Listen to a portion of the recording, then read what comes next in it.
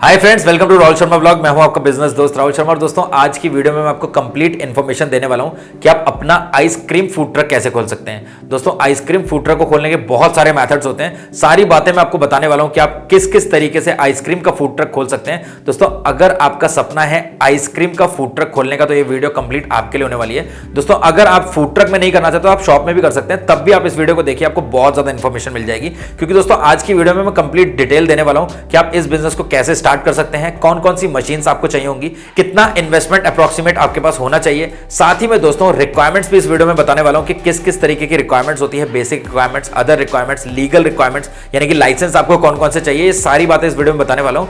और दोस्तों, वीडियो के एंड में मैं इस बिजनेस की सारी प्रो टिप्स आपको बताने वाला हूं, पर्सनल ओपिनियन आपको देने वाला हूं। और साथ ही में इस बिजनेस में जो जो प्रॉब्लम्स होती हैं वो प्रॉब्लम्स भी आपको बताऊंगा। साथ ही में दोस्तों, उन प्रॉब्लम के सॉल्यूशन भी बताऊंगा। ऐसा नहीं सिर्फ प्रॉब्लम बता के आपको छोड़ दूंगा, प्रॉब्लम के सॉल्यूशन भी बताऊंगा, किन किन चीजों का ध्यान रखना है। तो रिक्वेस्ट सिर्फ इतनी करूंगा कि भैया इस वीडियो को पूरा जरूर देखिए ताकि आपको कंप्लीट इंफॉर्मेशन मिल पाए। उसके बाद दोस्तों, अगर आपके मन में कोई भी डाउट या कंफ्यूजन हो तो आप मुझसे कमेंट सेक्शन में पूछ सकते हैं। तो चलते हैं सीधा वीडियो की तरफ। दोस्तों, वीडियो में आगे बढ़े सबसे पहले मैं आपको बता दूं, जो दोस्तों फूड ट्रक है यानी कि आइसक्रीम फूड ट्रक है, उसमें भैया दो तरीके से आप बिजनेस को कर सकते हैं, यानी कि दो मेथड्स होते हैं बेसिकली आइसक्रीम फूड ट्रक को चलाने के।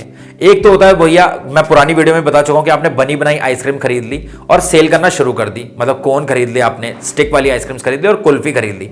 बनी बनाई आपने खरीदी, डीप फ्रीजर में रख ली, पूरी रात डीप फ्रीजर को चला के रखा और पूरे दिन बेचा। सिंपल सा कॉन्सेप्ट है। इसके अलावा दोस्तों, आप गैलन्स ले सकते हो जो कि 5-5 लीटर की आती है। पुरानी वीडियो में मैंने गैलन्स के प्राइस बताए, सब कुछ बताया। अगर आपने वो नहीं देखा तो उसका लिंक आपको डिस्क्रिप्शन में और आई बटन में मिल जाएगा, उसको जरूर देख लेना ताकि आपको कंप्लीट इन्फॉर्मेशन मिल जाए। तो दोस्तों, आप वो गैलन्स भी ले सकना होगा जो कि आपको बहुत सारे अलग अलग फ्लेवर्स में मिल जाएगी, जैसे कि बटर स्कॉच हो गया, वेनिला हो गया, चॉकलेट हो गया, ब्लूबेरी हो गया, ब्लैक करंट हो गया, इस तरीके के बहुत सारे, राजभोग हो गया, अमेरिकन आइसक्रीम हो गया, बहुत सारे फ्लेवर्स में वो मिल जाएंगी आपको गैलन्स। वो दोस्तों आपको कंपनी की भी मिल जाएंगी और लोकल भी मिल जाएंगी। तो आपको जो सी लेनी है वो ले सकते हैं। लोकल में आपका मार्जिन ज्यादा होगा, लेकिन मैं नहीं मानता कि उसका टेस्ट बहुत अच्छा होगा। तो आप भैया अमूल की, मदर डेयरी की, वडीलाल की, क्वालिटी वॉल्स की, किसी की भी गैलन्स ले सकते हैं। या फिर अगर आप किसी ऐसी सिटी में जहां पर फैक्ट्री है आइसक्रीम्स की, तो उनसे भी आप गैलन खरीद सकते हैं और अपने डीप फ्रीजर के जो कंटेनर्स हैं उसमें उन गैलन्स को पलट सकते हैं और स्कूप बना बनाकर सर्व कर सकते हैं। सिंपल सा मेथड। इसके अलावा दोस्तों, सेकंड मेथड में होता है आइसक्रीम की मेकिंग।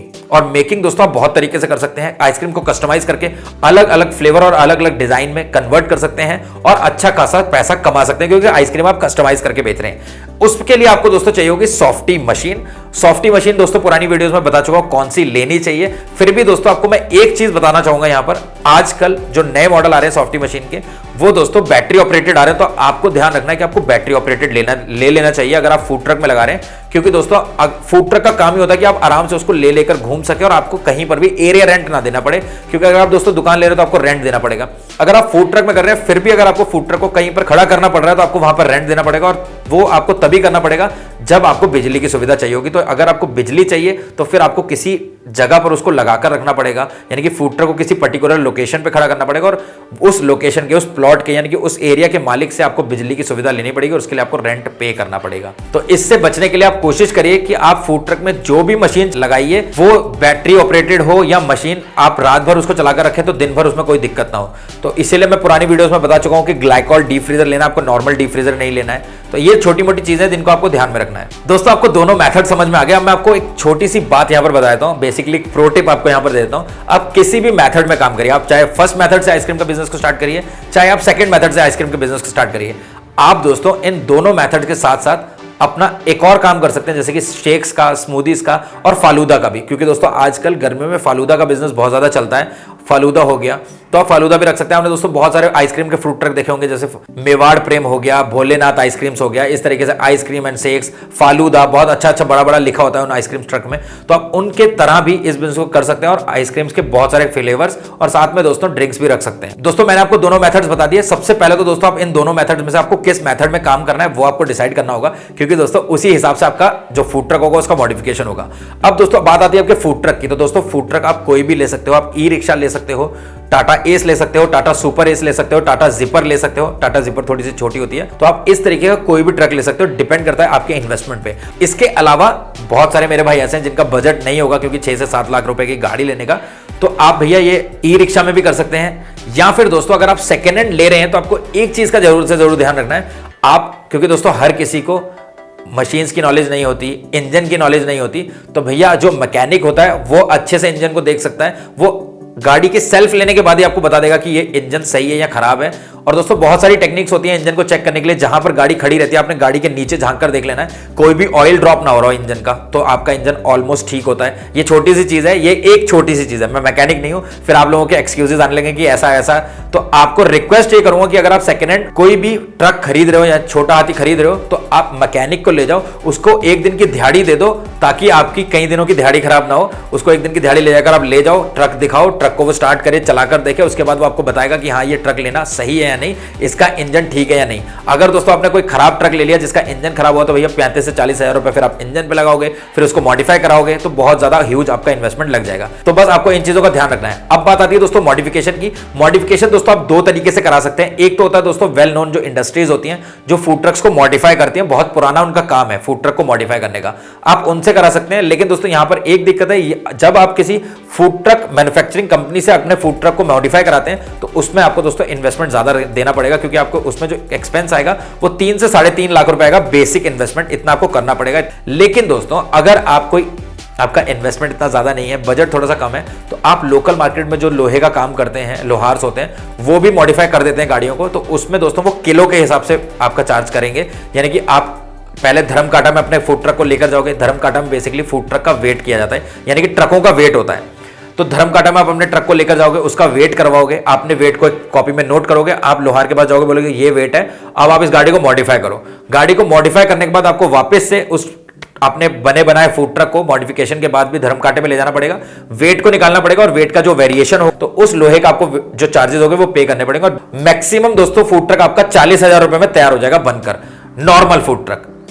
और आप वेरिएशन देख सकते हैं, कहां 3.5 लाख रुपए और कहां 35 से 40 हजार रुपए। तो ये फर्क है, अब आपको डिसाइड करना है। लेकिन हाँ, यहां पर एक चीज और बता दूं, जो भैया फूड ट्रक मैन्युफैक्चरिंग कंपनीज होती है वो जिस तरीके से मॉडिफाई करेंगी और जो लोहार मॉडिफाई करेगा उसमें जमीन आसमान का फर्क होगा। लेकिन हाँ, आप उसके आउटर को अपने हिसाब से फ्लेक्स लगाकर सुंदर कर सकते हैं और अट्रैक्टिव कर सकते हैं, और इंटीरियर में भी आप अच्छी अच्छी चीजों को लगाकर आप अट्रैक्टिव कर सकते हैं। ये आपके ऊपर है। और ये ऑप्शन मैंने सिर्फ उनके लिए बताया जिनके पास इन्वेस्टमेंट नहीं है, कि आप लोहार से भी अपने फूड ट्रक को मॉडिफाई करा सकते हैं। तो आप किस मेथड में काम करने वाले हैं उस हिसाब से अपने फूड ट्रक को मॉडिफाई करिए। उसके बाद दोस्तों सबसे इंपॉर्टेंट चीज आती है रिक्वायरमेंट्स की। यहां पर दोस्तों बहुत ज्यादा रिक्वायरमेंट्स तो नहीं है, बट जो भी रिक्वायरमेंट्स है वो बहुत एक्सपेंसिव है। सबसे पहले मैं बात कर लेता हूं दोस्तों बेसिक रिक्वायरमेंट्स की। तो यहां पर आप फूड ट्रक में काम कर रहे हैं तो आपको फूड ट्रक चाहिए होगा, उसका मॉडिफाई करना होगा। अगर बात करो फूड ट्रक की, तो भैया नया आ जाएगा आपका 6 से 6.5 लाख के आसपास। आप अपने हिसाब से कोई भी ले सकते हैं। अगर टाटा जिपर लेते हैं तो वो छोटा आएगा। आपको चाहिए होगा ग्लाइकॉल डीप फ्रीजर। आप कितने लीटर्स का ले रहे हैं वो आपके ऊपर डिपेंड करता है। आप 2 लेना चाहते हैं 2 ले लीजिए, 1 लेना चाहते हैं 1 ले लीजिए। स्टेनलेस स्टील की बॉडी में भी आते हैं और नॉर्मल बॉडी में भी आते हैं। पुरानी वीडियोस में ये ग्लाइकॉल डीप फ्रीजर के बारे में भी मैं आपको बता चुका हूं। इसके अलावा दोस्तों अगर आप सेकंड मेथड में काम कर रहे हैं, आइसक्रीम को बनाकर बेचने वाले हैं, तो आपको एक चाहिए होगी सॉफ्टी मशीन,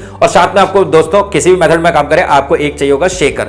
शेकर आपको ले लेना है ताकि आप शेक्स भी रख सकें। और दोस्तों मैं यहां पर एक चीज आपको मैं बता दे रहा हूं, अगर आप मैंगो शेक रखते हो तो भैया आपको फ्रेश मैंगो से ही शेक बनाना चाहिए, क्योंकि दोस्तों ये जो प्रिजर्वेटिव क्रशेस होते हैं उससे वो टेस्ट नहीं आता। मैंने बनाए हुए, मैंने देखे हुए हैं। तो रिक्वेस्ट करूंगा, देखिए बहुत सारे ऐसे शेक्स होते हैं जिनको आप आराम से रख सकते हैं। बटरस्कॉच शेक हो गया, चॉकलेट शेक हो गया, ओरियो शेक हो गया, किटकैट शेक हो गया, कैरेमल शेक हो गया, ठीक है, ब्लूबेरी शेक हो गया, ब्लैक करंट शेक हो गया। तो ये कुछ ऐसे प्रोडक्ट्स हैं जो डेली बेसिस पे लोग नहीं खाते, लेकिन मैंगो सबके घर में अवेलेबल होता है, इजीली लोगों को मार्केट में अवेलेबल होता है, इजीली लोग उसको खाते हैं। लेकिन अगर आप मैंगो पल्प से नहीं, प्रिजर्वेटिव से शेक को बना रहे हैं तो वो क्वालिटी नहीं आएगी। तो भैया मैंगो शेक आप देख लीजिए, रखना है तो आप फ्रेश मैंगो से बनाइए। बनाना शेक अगर आप रख रहे हैं तो फ्रेश बनाना से बनाइए, वरना आप जो कुछ एक ऐसे शेक्स होते हैं जिनको आप फ्रूट क्रश से बना सकते हैं और अच्छा खासा फ्लेवर आता है उनका। इसके अलावा दोस्तों आप केसर बादाम मिल्क रख सकते हो और फालूदा रख सकते हो। और साथ में दोस्तों मैं सिर्फ एडवाइस दे रहा हूं, और मेरी वीडियोस बहुत लंबी हो जाती है क्योंकि मैं ज्यादातर चीजें बता देना चाहता हूं, ताकि मैं वीडियोस में सब कुछ बता दूं, ताकि आप लोग उनमें से कुछ चीजें ग्रैब कर लें और जो जो आपके काम की चीजें वो आप ले लें, जो बेकार है उसे छोड़ दें यार। इसके अलावा दोस्तों मैं आपको रिक्वेस्ट करूंगा, आप जो भी चीज लो, जो भी इक्विपमेंट लो, वो ऐसा लो जो इन्वर्टर पे ऑपरेटेड हो, या फिर दोस्तों आप उसको पूरी रात चलाकर रखें और पूरे दिन उसको ऑफ करके रखें, तो कोई दिक्कत ना आए आपके प्रोडक्ट्स में। और अगर आपके ऐसे इक्विपमेंट्स नहीं है तो फिर आपको जनरेटर लेना पड़ेगा। अप्रोक्सीमेटली दोस्तों 5.5 से 7.5 किलोवाट का। अगर मैं बात करूं होंडा के जनरेटर की, तो वो भैया 2-2.25 लाख के आसपास आता है। नॉर्मल सस्ते भी आपको मिल जाएंगे 1.5 लाख के आसपास, बट वो क्वालिटी नहीं होती है। तो आप होंडा का जनरेटर ले सकते हैं, बट मैं रिक्वेस्ट करूंगा कि आप ऐसा कोई भी इक्विपमेंट मत लो जिसके लिए आपको जनरेटर की रिक्वायरमेंट हो, क्योंकि जनरेटर से फिर आपका एक्सपेंस बढ़ेगा। और अगर आप इन्वर्टर ऑपरेटेड मशीन ले रहे हैं, सॉफ्टी मशीन में इन्वर्टर ऑपरेटेड आती है, वो भी आप ले सकते हैं और इन्वर्टर से सॉफ्टी मशीन को ऑपरेट कर सकते हैं। और साथ में दोस्तों अपने जो फूड ट्रक है उसके छत पे सोलर पैनल्स लगवा सकते हैं। मैं पुरानी वीडियो में गन्ने के जूस वाली वीडियो में भी ये चीज बता चुका हूं। जो गन्ने के जूस बनाने वाली मशीन आती है वो भी आप इन्वर्टर से चला सकते हैं और सोलर पैनल्स ऊपर लगा सकते हैं। तो आप सेम सॉफ्टी मशीन के बिजनेस के लिए भी कर सकते हैं। अगर बात करूं दोस्तों ओवरऑल इन्वेस्टमेंट की, तो भैया आप 8 से 10 लाख रुपए लग जाएंगे मोटे मोटे इस चीज को करने में। लेकिन अब आपको देखना है कि अगर आपके पास नहीं है इतना इन्वेस्टमेंट, तो आप भैया सेकंड हैंड गाड़ी ले सकते हैं, सेकंड हैंड मशीन ले सकते हैं। मशीन तो नहीं ले लो कम से कम, अगर गाड़ी सेकंड हैंड ले रहे हो तो भैया गाड़ी में ऑप्शन भी आप जाके मैकेनिक को ले जाकर दिखाकर ले सकते हो। तो इस तरीके से आप अपने इन्वेस्टमेंट को कम ज्यादा कर सकते हो अपने रिक्वायरमेंट के हिसाब से। इसके बाद बात आती है दोस्तों लाइसेंस रिक्वायरमेंट्स की। तो दोस्तों यहां पर आपको बहुत ज्यादा लाइसेंस नहीं चाहिए। नॉर्मली दोस्तों आपको सबसे पहले चाहिए होगा FSSAI लाइसेंस, जो कि हर फूड बिजनेस के लिए चाहिए होता है, that is food safety standards authority of India. आप ये ले लो। इसके अलावा आपको चाहिए होगा GST नंबर की यहां पर कोई रिक्वायरमेंट नहीं है। इसके अलावा आपको चाहिए होगा व्हीकल के डॉक्यूमेंट्स, आपके पूरी गाड़ी के कागज अप टू डेट होने चाहिए। RC, इंश्योरेंस, प्रदूषण, ये सब कुछ आपके पास अप टू डेट होना चाहिए और आपके पास होना चाहिए, आपकी गाड़ी में होना चाहिए हमेशा। इसके अलावा दोस्तों आपको चाहिए होगा एक authority from municipal corporation of your city. आप जिस भी सिटी में है वहां की म्युनिसिपल कॉर्पोरेशन से एक स्लिप कटती है, आप वो स्लिप ले सकते हैं। और आपको यह भी पता करना है कि आपकी सिटी में किसी भी तरीके का बैन तो नहीं लगा हुआ है फूड ट्रक्स में, क्योंकि दोस्तों रिसेंटली नहीं, बहुत टाइम पहले की बात है, लखनऊ में फूड ट्रक्स पे बैन लग गया था क्योंकि स्ट्रीट्स में बहुत ज्यादा फूड ट्रक हो गए थे। तो आपको अपनी लोकल अथॉरिटीज में यह सारी क्लेरिफिकेशन ले लेनी है और अपने बिजनेस को स्टार्ट करना है। इसके बाद दोस्तों अगर मैं बात करूं रॉ मटेरियल्स की, तो दोस्तों रॉ मटेरियल अलग अलग है। आप भैया अगर पैक आइसक्रीम ले रहे हैं तो आप पैक्ड आइसक्रीम ले सकते हैं। कोन में मिल जाएंगे आपको कॉर्नेटो कोन 20 रुपए के, जो 30 रुपए के आप बेचेंगे। कुल्फी आपको मिल जाएगी 8 रुपए की, जो आप 10 रुपए की, 15 रुपए की बेचेंगे। तो आप अलग अलग तरीके से ले सकते हैं, ये होगा बेसिक। इसके अलावा दोस्तों अगर आप बना रहे हैं तो फिर आपको कुछ एक बेसिक रिक्वायरमेंट्स चाहिए होंगी, जैसे कि मिल्क चाहिए होगा, दूध चाहिए होगा आपको, अगर आप सॉफ्टी का बिजनेस कर रहे हैं, बनाकर बेच रहे हैं आइसक्रीम्स को। इसके अलावा दोस्तों आपको कोन चाहिए होंगे, साथ ही में दोस्तों आपको फ्रूट क्रश चाहिए होंगे। बहुत सारे फ्रूट क्रश आपको मिल जाएंगे, अलग अलग कंपनी के फ्रूट क्रश आपको मिल जाएंगे। माला हो गया, मैप्रो हो गया, मनामा हो गया। इसके अलावा भी बहुत सारे लोकल सप्लायर्स होते हैं जो ये चीजें बनाते हैं। तो आपको कहीं से नहीं मिल रहा तो आप इंडिया मार्ट पे चेक कर सकते हो, किसी भी कंपनी का फ्रूट क्रश आप ले सकते हो। मैप्रो के थोड़े से महंगे आते हैं, मनामा के ऑलमोस्ट मैप्रो और मनामा के सेम होते हैं, और माला के आते हैं। तो आप इन तीनों में से किसी भी कंपनी के ले सकते हैं। इसके अलावा आपको सॉफ्टी प्रीमिक्स चाहिए होगा, प्रीमिक्स भी किसी भी क्वालिटी का ले सकते हैं। 140 रुपए से प्रीमिक्स स्टार्ट हो जाते हैं, जो कि 250, 350, 300 तक जाते हैं। इससे हाई भी आप ले सकते हैं, तो डिपेंड करता है कि आप कौन सी क्वालिटी का लेना चाहते हैं। तो आपको सॉफ्टी प्रीमिक्स चाहिए होंगे।